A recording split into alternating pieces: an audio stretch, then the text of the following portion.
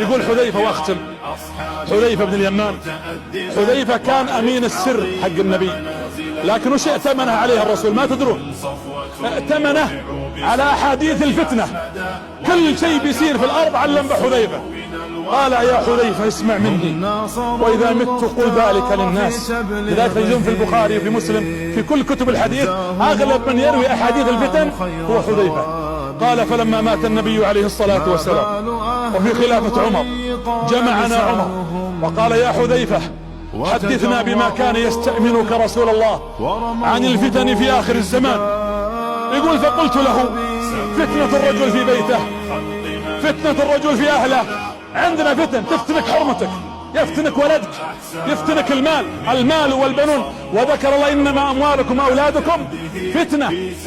قال له عمر لا لا لا لا، ما عن هذا سألتك، فهذا يكفرها الصلاة وتكفرها الصدقة وتكفرها الصيام والطاعة، ما سألتك عن هذه، سألتك عن فتنة تموج في الناس ويحتار العاقل واللبيب. يقول عمر، يقول حذيفة فخفت أن أقول كلاما يؤذيه، قلت يا أمير المؤمنين ما شأنك وشأن الفتنة؟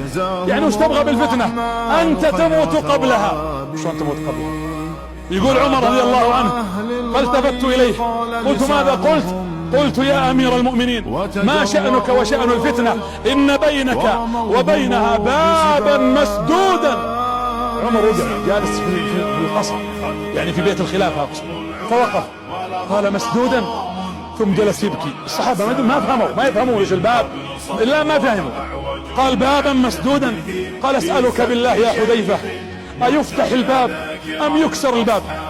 قال يكسر يا أمير المؤمنين. قال إنا لله وإنا إليه راجعون، إنا لله وإنا إليه راجعون. وقام يبكي وترك الناس.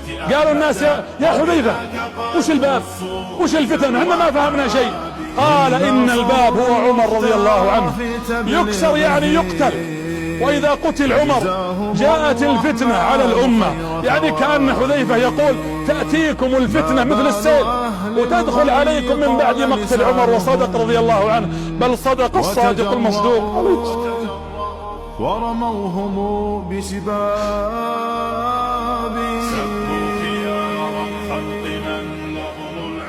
فيكسر الباب بموت عمر رضي الله عنه وارضاه، وتكون هذه الساعة. ولذلك أنت حامي يا عمر، في حياتك كنت تحمي الأمة من الفتن. أسألكم بالله من منا يستطيع يكون باب يحمي الفتنة عن نفسه، عن جوالك، عن بنتك؟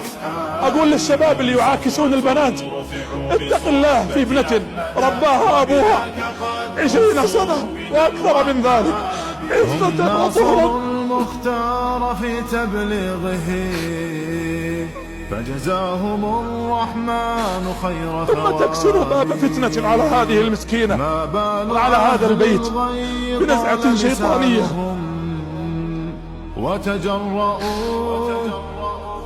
وشهوة حيوانية لا تعرف فيها قدر لا لله ولا لكتابه ولا لرسوله، ولا بعد ذلك إلى إيمان ولا نخوة ولا مروءة. فإنا لله وإنا إليه راجعون. عمر رضي الله عنه هو الذي يكون بابا لهذه الأمة، ورضي الله عن عمر ورحمه وجمعنا به في جنات النعيم. يذكر أن امرأة تقول لما مات عمر خرجت تسير في السكك، قالت وعمراه، تقصد يعني حسابه وحسرها على عمر. قال لها الناس لا تذكري عمر بهذا. قالت والله كسر الباب بيننا وبين الفتن، كسر الباب بيننا وبين الفتن.